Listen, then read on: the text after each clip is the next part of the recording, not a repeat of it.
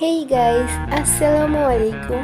আজকে আমরা পুরি বানাচ্ছি, আলু পুরি, যেটা কিনা খুবই সহজে বানিয়ে ফেলবো। আপনারা এই ভিডিওটা সম্পূর্ণ না টেনে দেখবেন, অবশ্যই হেল্পফুল হবেন। তো শুরু করা যাক।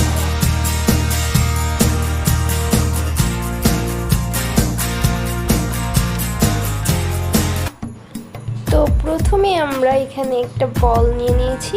তো বলে সামান্য একটু পানি নিয়েছি আর লবণ দিয়ে দিয়েছি একটু। আপনারা যতটুকু বানাবেন ঠিক ততটুকুই। আমি যতটুকু পানি নিয়েছি এই হিসাবে 10টা কি 11টার মতো হবে। আপনারা কম বানাইতে চাইলে কম পানি নেবেন, আর বেশি বানাইতে চাইলে বেশি পানি নেবেন। তো আমরা এখানে পানিটাতে লবণটা মিক্স করে নিয়েছি।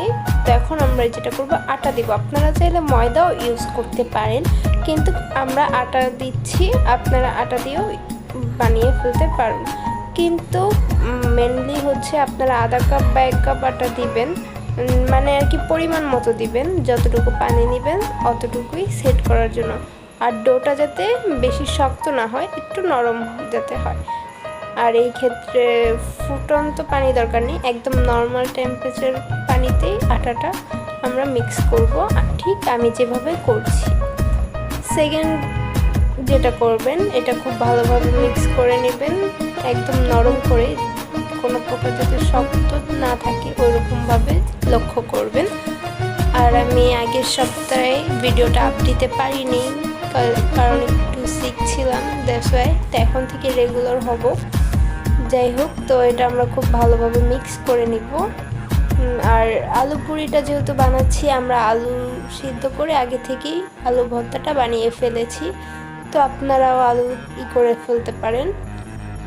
তো এখানে আমরা এই ডোটা বানিয়ে নিয়েছি, দেখছেনই কতটুকু নরম হয়েছে। তো এরকম করে জাস্ট একটা ছিঁড়ে নিয়েছি অল্প একটু, দেখছেনই সাইজটা। তো এখানে আমরা এরকম করে সবগুলো করে নিয়েছি, দেখছেন এখানে টোটাল 12টা হয়েছে। তো আমরা এগুলো সবগুলো একটু ভালোভাবে গোল করে নেব হাতের সাহায্যে, যেভাবে আমি করছি। এরকম করে যতক্ষণ পর্যন্ত না গোলটা ঠিক মতো হচ্ছে ততক্ষণ পর্যন্ত আপনারা করবেন। দেখছেন আমি কীভাবে গোলটা করেছি। তো গোল করে মাঝ বরাবর একটু প্রেস করবেন। তো প্রেস করে এখানে আমরা আলু ভর্তাটা যেটা আগে থেকেই করে রেখেছিলাম, তো ওই আলু ভর্তাটা আমি নিয়ে এখানে মিডল বরাবর আমরা দিয়ে দিব একদম। হ্যাঁ, কতজনের এটা বের হয়ে যায় আলু ভর্তা বা ডাল পুরি বানাতে গেলে, ওইটাও আপনারা কমেন্ট করবেন, আমি এই রেসিপিটা দিয়ে দিব, ডাল সিদ্ধ বা যেভাবে করতে হবে আপনার। আর আলু পুরিতে অনেক ইজি, তার জন্য আমি এটা আগে দিয়েছি। আপনারা যদি অবশ্যই চান অবশ্যই কমেন্ট করবেন। তো দেখছেন আমি কিভাবে এটা কভার আপ করছি। তো আপনারা ওইভাবে করে কভার আপ করবেন। আশা করি আপনাদের ডালের আলুর বের হয়ে যাবে না।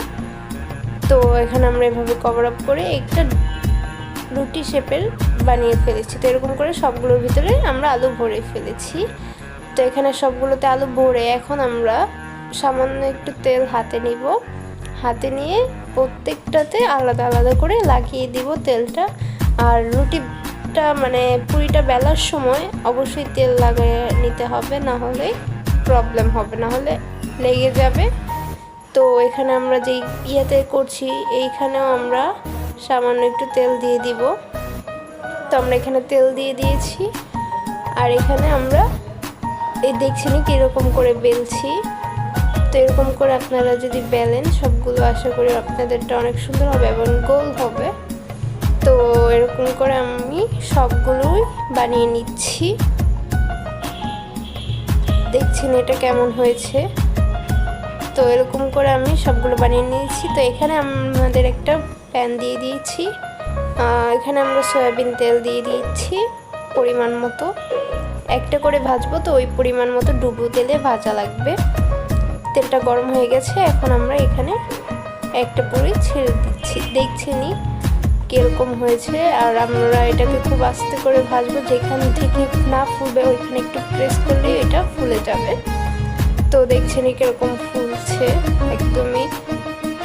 তো এরকম করে আপনারা প্রত্যেকটা পুরি ভেজে নেবেন।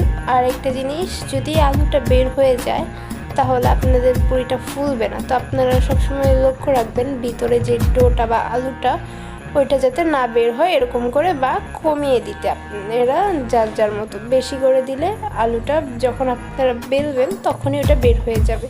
তো এটা আমাদের হয়ে গেছে, তো এটা আমরা উঠিয়ে নামিয়ে নিচ্ছি। তো দেখছেন এটা আমাদের হয়ে গেছে, কতটা সুন্দর হয়েছে। পুরিটা অনেক গরম যেহেতু, তো আমরা এরকম করে সবগুলো পুরি ভেজে নিচ্ছি, তারপরে দেখাচ্ছি আপনাকে পরিবেশন করে। দেখছেনই কীরকম হয়েছে, অনেকক্ষণ রাখার ফলে এটা একটু মানে ফুলাটা কমে গেছে, কিন্তু আমরা একটা ছিঁড়ে দেখাচ্ছি। ভালো লাগলে অবশ্যই like, comment and subscribe. Thanks for watching. Allah Hafiz.